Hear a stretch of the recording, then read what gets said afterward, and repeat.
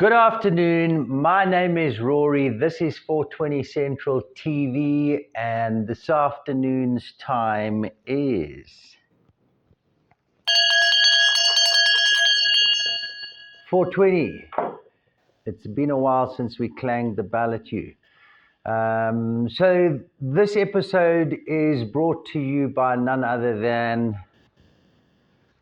Blue Zulu and High Street. We take a look at the expo this past, it's now 2 weeks past. We've had a couple of things to do and some time to reflect on it, but let's get into the Sandton Expo. Great to have it back. I think it's important that we have these things going on around the country. What I liked about this one was the fact that it did Durban, Cape Town, and Sandton. Would have been nice if it did Soweto or some other place like that. But nonetheless, the Sandton Expo is back, and we'll talk to you a little bit more on the other side of this.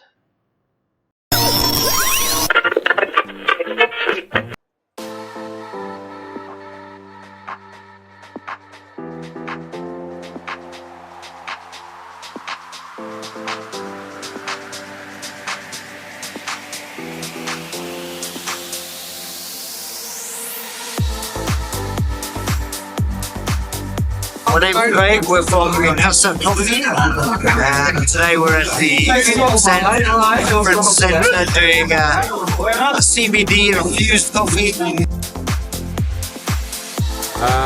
We have greenhouse powder feeding on the stand today. We have Apple Master Tools, which is just launching in South Africa this month. We have Atani on the other side, and there's some specialists that have come in from the Netherlands to give you guys some advice.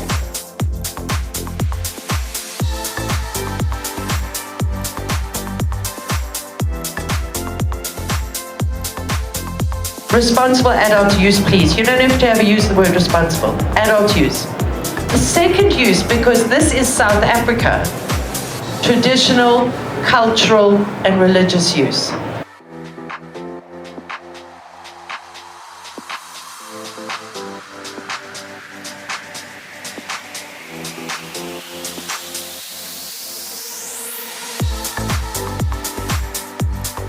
The Rastafarians. It's a sacrament, a way to communicate of the divine and innovate consciousness.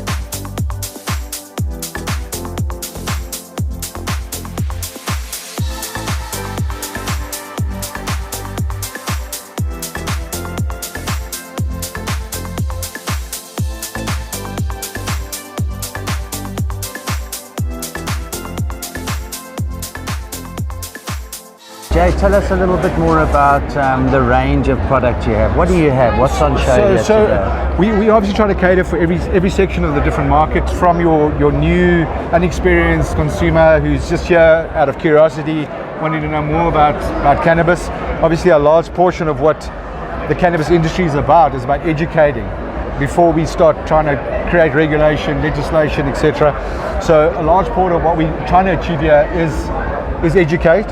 And then on top of that, we're trying to fit sort of different levels in the market. So we've got from pet care to pure CBD products, CBD only. We've got nootropic mushrooms. We've got microdosing in terms of psilocybin mushrooms for mental health. Beverages, edibles, vegan friendly, sugar free. The list just keeps going. That's a massive range. I'm going to stop you from going on with him. 100%. I can see from the range. Okay, so how long have you guys been in the industry? So we're a collection of different people that have been sort of players in the industry for a bit of a while. In different spaces. Yeah, so Canamart as a business make nothing, but sell pretty much everything. So they partnered up with some key suppliers that supply them the sort of very high end and more popular type stuff to fit that retail space. And the idea there is to bring to market retail ready, like we discussed earlier on, that's vetted to some extent is insofar as what is currently possible within the industry, until we get more growth in that space where we can get sort of more regulation and understanding what is going to be the most win-win situation for people to regulate in this industry. Yeah, I think you hit the nail on the head. I mean, everybody's waiting for some kind of guideline to say this is where it's Yes. allowed and this is where it's not allowed. But let's just take for a moment. I think an important part is the concept of vetting, because you know, the other day we had the minister draw a signature on a piece of paper, and edibles are now forbidden, and now they're back and stuff like that. So we're also in the industry and get to speak to people when it comes to the vetting. And again, I'm going to stop and say the products look great, but what is the vetting process? So- How do you go about that? So again, a lot of what comes on board. So we meet different aesthetics, because just like you said, we had regulation on something. So how it currently stands is that we have a cannabis, THC, as a Schedule 6 substance, and that is heavily regulated. It's scheduled, it's there, but then we've got the National Cannabis Private Use Bill that says, well, you can take the Schedule 6 substance home, grab it at home and do what you like with it, just don't sell it. So we're going to take a short break, and I'll see you on the other side of this.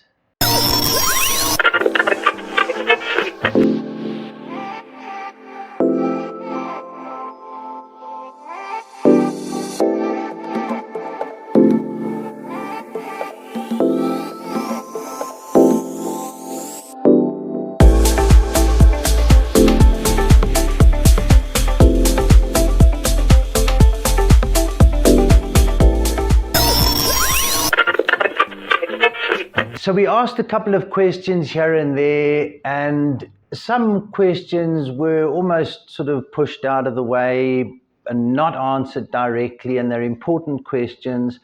And then we managed to chat to, my highlight was chatting to a lady that's doing some work within the informal sector, if I may call it that, and pulling different skills together. And one of them is making a space within the cannabis industry. And I really enjoyed her commentary, her enthusiasm, her accurateness, her ability to answer questions.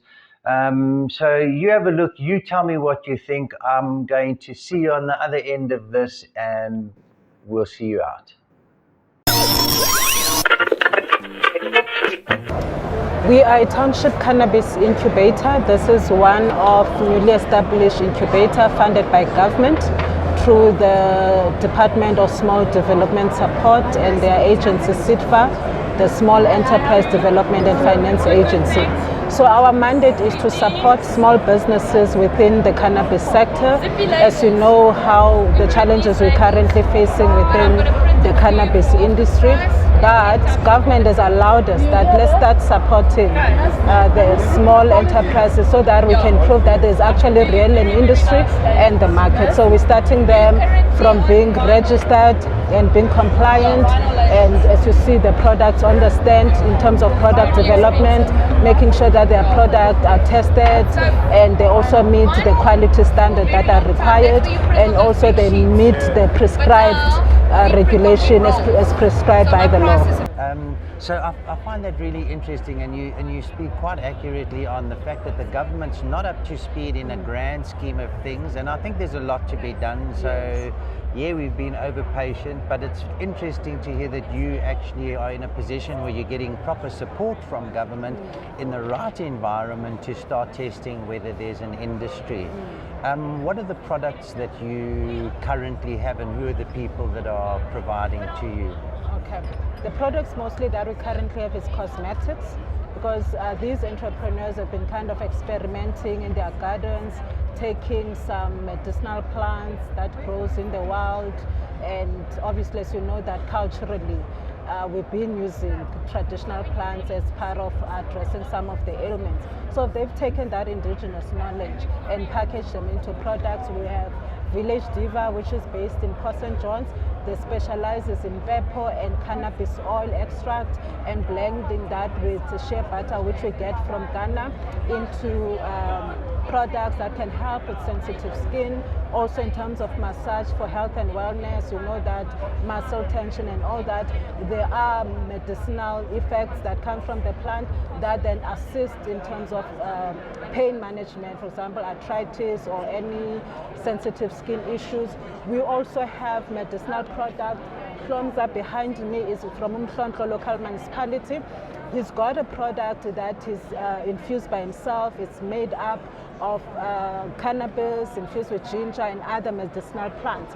He's telling me that he's got recurring patients that are coming to say, I've been struggling either with arthritis, or I've been struggling with gout, and I get medication, I don't get help, I have diabetes.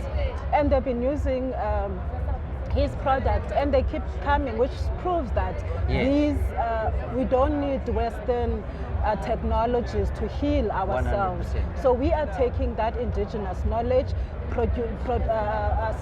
support them. Obviously, we integrate it with research. We work in partnership with universities such as Walter Sisulu University, Nelson Mandela University, Forte University to assist us with technology transfer into this product.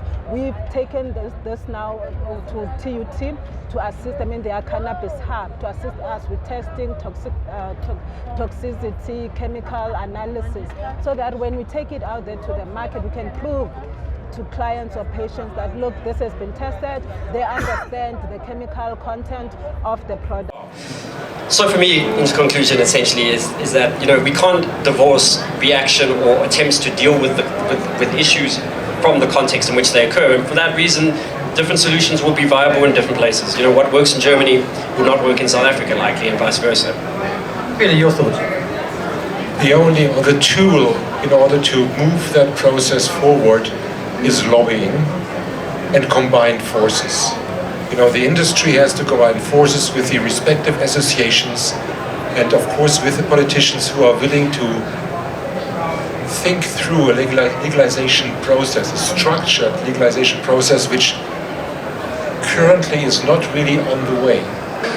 Unfortunately for cannabis activists and for those who are driving for legal reform, the onus has been shifted, whereas it should actually, instead of being a top-down process where we are having to motivate for a removal of tight regulations or a loosening of tight regulations, it should rather be a bottom-up situation where we say, if we are going to regulate something, we need to be entirely sure what we are achieving through regulating it. And that's going to take me back to what Simon was saying, and that the primary principle should be either removing or mitigating harm to human consumers of cannabis in this instance. Yeah, we've certainly learned some hard lessons along the road. It hasn't been easy. I have scars to bear the truth of this matter, and my bank manager will tell you how expensive it is. But yeah, no, we're delighted to have been on the journey. Both my partners are actually, let's call them patients. So both my partners, one has cancer, the other one has multiple sclerosis. Both of them are off their opioids, both of them are working through plant medicine. Both of them were supposed to not be around anymore, and they still are, which I'm very grateful for. So that's me successfully exporting out of South Africa, even with the conditions we face and some of the regulatory stuff for the last 4 years. When we say it's medical, then there has to be treatment like a medical, not like this. Then when we want it like this, then we have to legalize it completely, what we not did.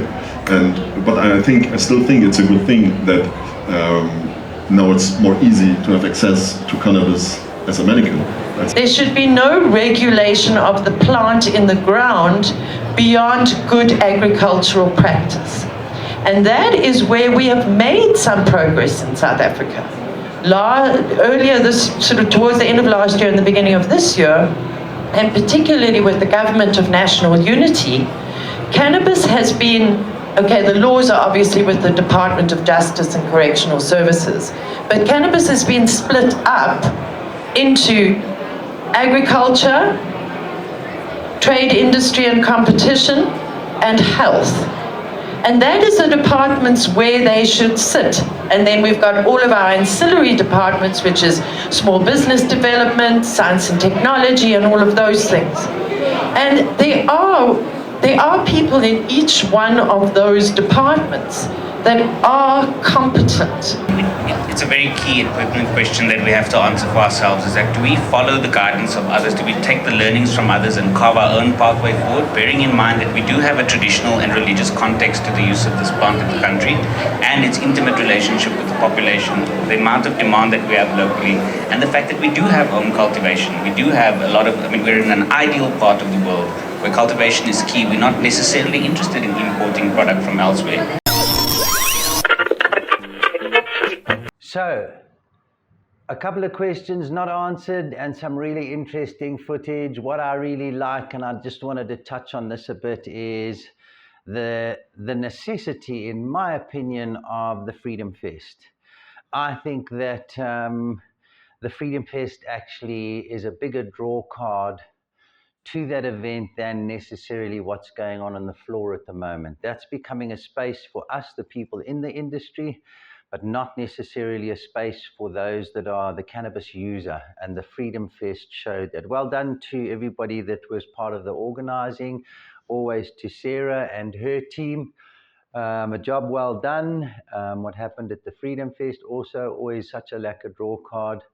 To everybody that supported the event and came out, we're appreciative of you, and stick with us through this year. It's going to be a big year. The time frames are being stretched all over. Make a contribution wherever you can to try and accelerate this cannabis industry. And remember, your most important job every single day, help to destigmatize. Ciao for now.